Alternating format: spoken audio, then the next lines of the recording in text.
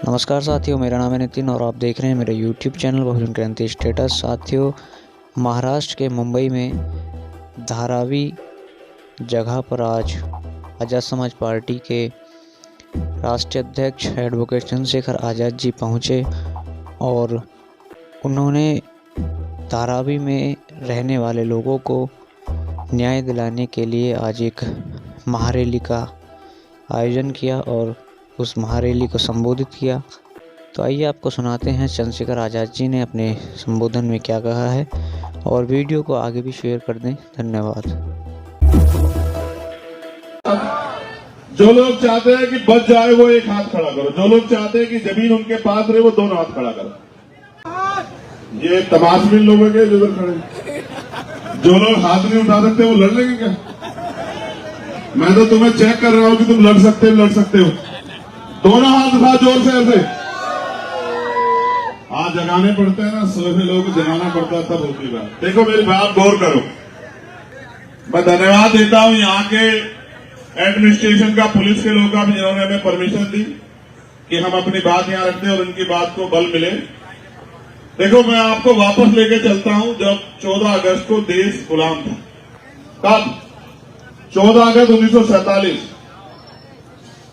15 अगस्त 1947 को हम लोग आजाद हुए। जब देश आजाद नहीं था, इस देश में बहुत तरह के अधिकार सब लोगों के लिए नहीं थे।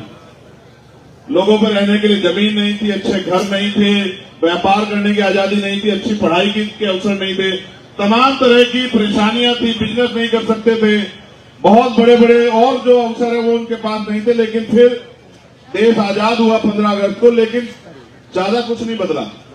14 तारीख को जिनके पास जमीन नहीं थी, 15 तारीख को उनके पास जमीन नहीं आई। जिनके पास रोजगार नहीं थे, बिजनेस नहीं थे, रोजगार नहीं आए। जिनके पास नौकरी नहीं थी, नौकरी नहीं आई। जिनके पास घर नहीं थे, उनके पास घर नहीं आए। जिनके पास और अवसर नहीं थे, वो अवसर नहीं पैदा हुए। वो अवसर कैसे पैदा हुए? अवसर पैदा हुए जब 26 जनवरी 1950 को देश में भारत का संविधान लागू हुआ।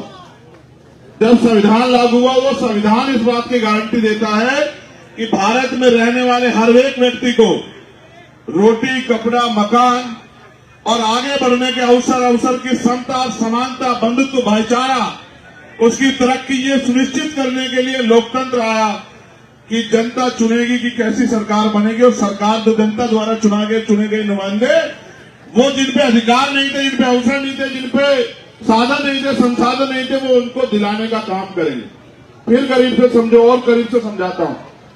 देश के लोग बड़े भावुक हैं, वरना ये दिखावा मत करो। हिम्मत दिखाओ, जिनमें हिम्मत है बैठो। जो पता भी लगता रहे कि कौन इस लड़ाई को लड़ने आया है, कौन यहाँ गलत आदमी खड़ा है, पता भी लग जाए, बैठ जाओ। तो उन्हीं की लड़ाई। कहते ना, हिम्मत मरदा तो मदद खुदा। जब आप हिम्मत करोगे तभी तो मदद होगी ना। पहले आप हिम्मत करो। आपने परमिशन दी तो कुछ व्यवस्था की होगी ना। ये क्या है? रास्ता बंद करने के लिए कहा था। यहाँ के इंचार्ज कौन है? ये जो परमिशन दी है इसलिए दी है क्या? डिस्टर्ब करने के लिए। अगर कोई गोली चला दे कौन जिम्मेदार लेगा? आप लोग लोगे क्या? मजाक समझ रहे हो क्या?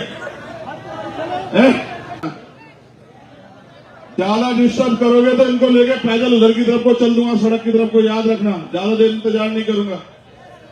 नहीं जानते हो तो जान लो, मैं यहाँ का बिकाऊ नेता नहीं हूं। अगर अपनी पे आ गया तो आज ही सब ठीक कर दूंगा, याद रखना। एक शब्द तक इंतजार किया जाएगा, उसके बाद नहीं। धन धरती राजपाट में बंटवारा होना चाहिए था। जो लोग गरीब थे उनको अवसर मिलने चाहिए थे, जिन पे जमीन नहीं थी उनको जमीन मिलनी चाहिए थी, जिनके पास बिजनेस नहीं थे उनको बिजनेस मिलना चाहिए था, जिन पे नौकरी नहीं थी उनको नौकरी मिलनी चाहिए थी, जिन पे आवास नहीं थे उनको आवास मिलना चाहिए था। लेकिन सरकार ने ऐसा कुछ नहीं सोचा। तब से लेकर आज तक जो भी सरकार बनी, हमेशा पैसे वालों के बारे में उन्होंने सोचा।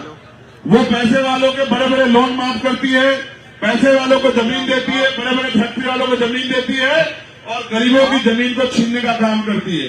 आप यहाँ कह रहे हैं कि आपसे वित्त में पूछा नहीं गया, अडानी को दे दिया गया। आप याद करो, जब किसानों के खिलाफ कानून बने, किसानों से नहीं पूछा गया। अभी ट्रक ड्राइवर, तमाम तरह के ड्राइवर सड़कों में हैं, ड्राइवरों के खिलाफ कानून बना, उनसे नहीं पूछा गया। जब सीए एनपीआर डांसी पे कानून बना तो मुस्लिम भाइयों से नहीं पूछा गया, बौद्धिस्टों से नहीं पूछा गया, ईसाइयों से नहीं पूछा गया। ये सरकारें पूंजीपतियों की गुलाम है। अडानी अंबानी ने देश के बहुत सारे चैनल खरीद लिए हैं, इनको अपना प्रचार कराना है। आपकी मेहनत की कमाई जो टैक्स की कमाई है, उस पैसे से इस देश की सत्ता पे काबिज होना है। आपका खून चूसना है, सरकारों का धर्म बन गया है। और आप देखो, आपके टैक्स के पैसे से चलने वाली सरकार आज आपको उजाड़ देना चाहती है। आप महसूस करो, अभी कितना पैसा खर्च करके सरकार गिराई, इन लोगों ने गिराई या नहीं गिराई? कितने लोगों को ईडी, सीबीआई, इनकम टैक्स से डरा, क्यों डराया? क्योंकि अडानी को आपकी जमीन सौंपनी है। ये 600 एकड़ जमीन है, ये आपने सींच के तैयार की। ये कभी बंजर जमीन होती थी, गड्ढे होते थे, आपने इसको तैयार किया, मेहनत किया, आज आपने तैयार कर दिया तो उनको बुरा लग गया है। वो आपको इंसान नहीं समझते, गरीबों को कीड़े मकोड़े समझते हैं। उनको लगता है कीड़े मकोड़ों को शहर से बाहर रहना चाहिए। मैं सरकार को यह बताना चाहता हूं कि भारत का कोई भी इंसान कीड़ा मकोड़ा नहीं है, उसका भी उतना अधिकार है जितना अडानी अंबानी का अधिकार है। सरकार इस बात को याद रखे। ये हमारी जमीन है, आपने जो तय किया बहुत अच्छी बात है, लेकिन मैं आपको ईमानदार से कहता हूं, अगर आप चाहते हो लड़ाई लड़ी जाए तो 1 लाख घर है यहाँ, एक घर से एक आदमी तैयार हो जाओ, सरकार की जमीन खींच लेंगे। अपनी एक ही जमीन नहीं देंगे सरकार को। सरकार याद रखे, सरकार को क्या लगता है हम आजाद भारत में गुलाम हैं? हम गुलाम नहीं है। वो जानते हैं गरीब और कमजोर वर्ग के लोग रहते हैं, और उनकी असल लड़ाई क्या है? किसी भी देश को अगर कब्जा करना हो, किसी भी देश को गुलाम बनाना हो, तो उस देश की 2 चीजों पे कब्जा करना पड़ता है। पहला, उस देश का बिजनेस। याद करो, जब अंग्रेज यहां आए, तलवार लेकर नहीं आए, बंदूक लेकर नहीं आए, ईस्ट इंडिया कंपनी के रूप में एक बिजनेस की कंपनी यहां लेके आए और धीरे धीरे पूरे देश पे कब्जा कर लिया। और एक समय ऐसा आया कि हम अंग्रेजों के गुलाम हो गए। ये जो आज सरकार में बैठे हैं, ये अंग्रेजों के पिट्ठू हैं, ये इजराइल से चलते हैं। मैं इनको बहुत अच्छी तरह जानता हूं कि इनका बाप कौन है। आप याद करो, अडानी अंबानी नहीं है, वो दोबारा से ईस्ट इंडिया कंपनी लेकर आए अडानी के रूप में। अडानी के रूप में देश का सारा व्यापार वो अडानी को सौंप देंगे। एक दिन ऐसा आएगा, ये लड़ाई है। आपके पास जो दुकानें खड़ी हैं, आप पे जो रोजगार है, चाहे चमड़े का हो, चाहे जरी का हो, चाहे किसी और चीज का हो, वो आपसे आपका रोजगार छीनना चाहते हैं, किसानों से उनकी जमीन छीनना चाहते हैं, नौजवानों से उनकी नौकरी छीनना चाहते हैं, वो आपसे आगे बढ़ने का हक छीनना चाहते हैं। क्योंकि अगर आप अपने पैरों पर खड़े रहे तो उनकी गुलामी स्वीकार नहीं करोगे। अडानी अंबानी नहीं है, याद करो, ये अडानी नहीं है, ये इस देश की गुलामी की पहली तस्वीर है।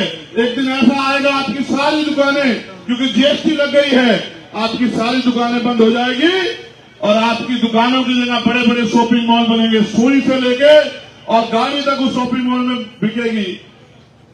और जिस दिन वो शॉपिंग मॉल एक दिन के लिए बंद होगा, आप रोटी रोटी को तरस जाओगे। आपको पीने के लिए पानी नहीं मिलेगा, बच्चों के लिए दूध नहीं मिलेगा। ये एक षड्यंत्र है इस देश को गुलाम बनाने का।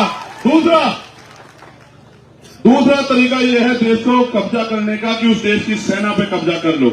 इन्होंने अग्निवीर योजना लाके देश की सेना के हौसले कमजोर किए, और इन्होंने अग्निवीर योजना लाके जो समर्पण था राष्ट्रभक्ति का नौजवानों में, उसको कमजोर किया।